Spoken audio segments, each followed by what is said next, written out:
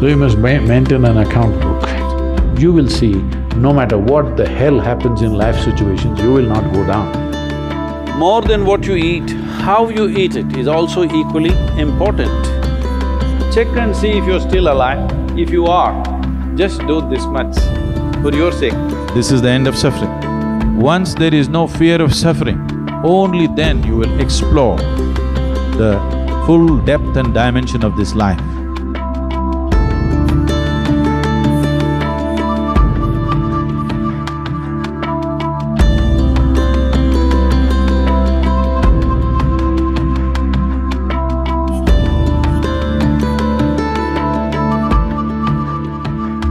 Outside challenges are many. There are many things in the world.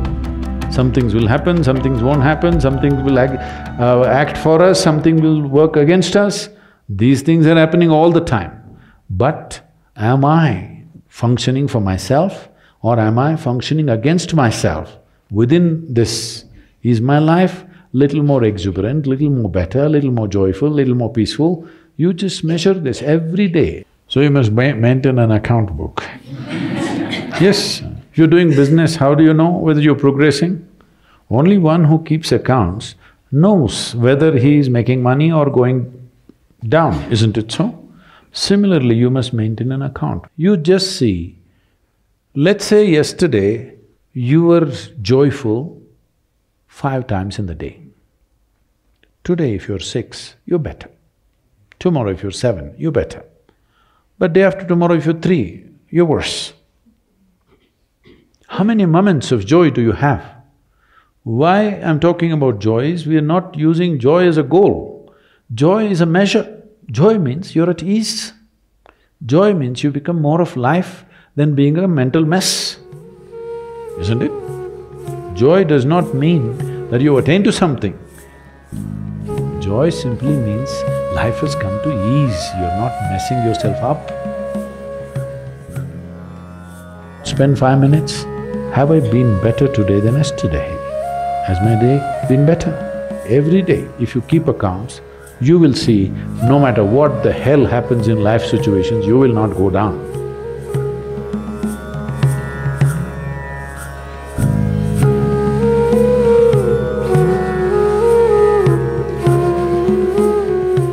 Here I'm not trying to tell you what to eat and what not to eat.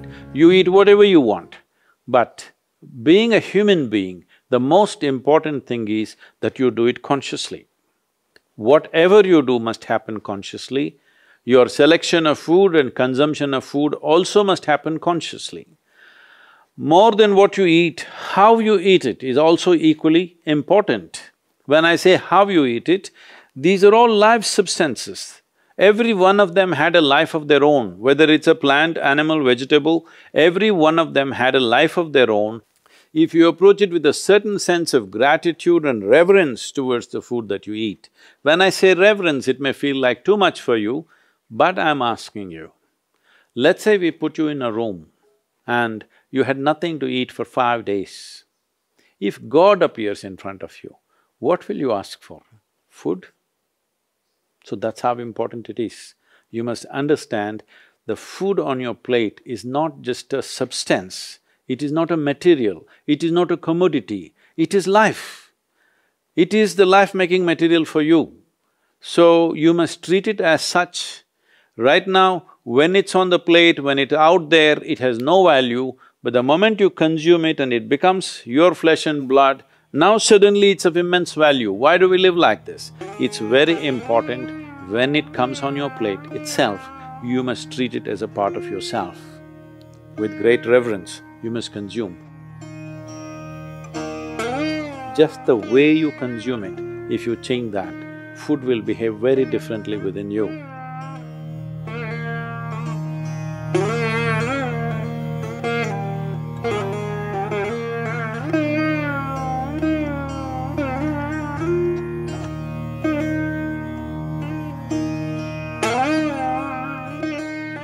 The soil that you walk upon has a certain sense of intelligence and memory.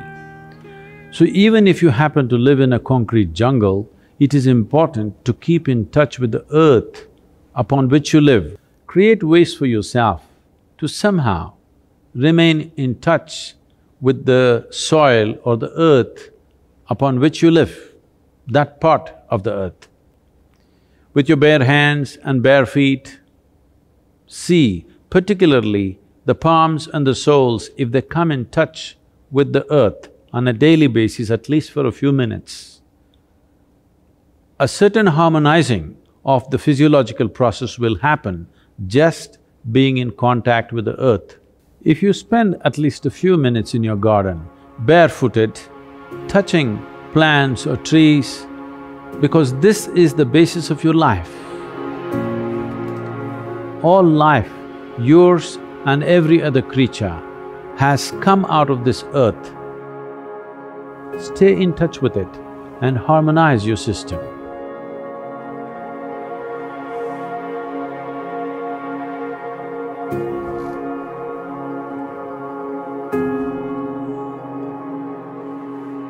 One thing is, before you go to bed, just sit in your bed just for 2 minutes.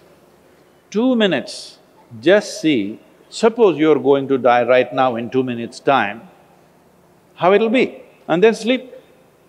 You will see tomorrow when you wake up, you will wake up like you just born. If you go to sleep with this awareness, you will wake up with a completely new dimension of energy within you. Suppose you wake up tomorrow. No, that's not… See, you think it's a joke, that's a problem. Every day, nearly 300,000 people don't wake up tomorrow. So in case you wake up tomorrow, check and see if you're still alive. If you are, just do this much, for your sake, not my sake. One big smile, you're still alive. Hello?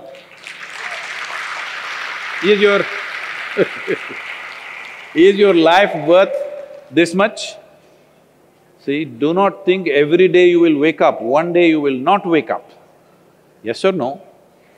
Tomorrow morning you woke up, check if you're still alive. If you're dead, I will pardon you. If you're alive, one big smile.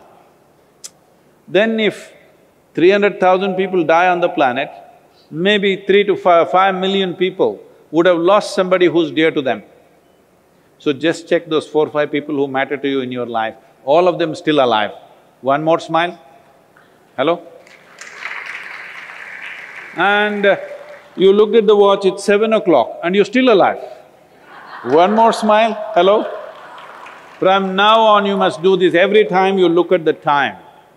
If you're alive, you must smile, because this is the greatest thing happening to you. Not your money, not your profession, not your family, you're alive right now, this is the thing.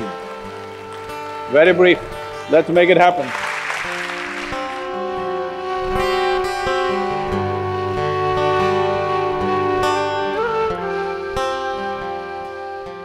Your ability to live well on this planet is essentially how well you can harness this body and this mind.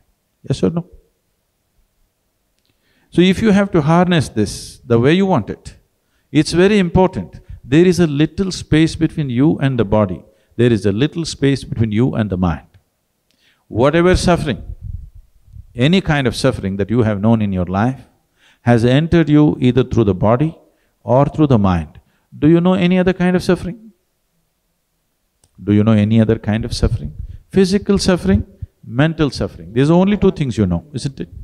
If a little distance arises between you and the body, between you and the mind, this is the end of suffering. Once there is no fear of suffering, only then you will explore the full depth and dimension of this life.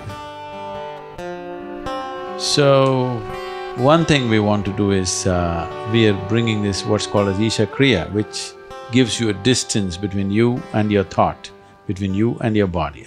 If people experience this for 2 minutes a day, their lives will change. Definitely, I'm telling you. Once they know the freedom of it,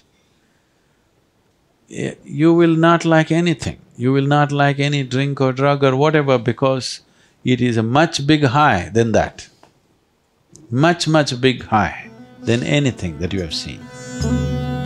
So one of the resolutions that you take for the new year is, I meditate.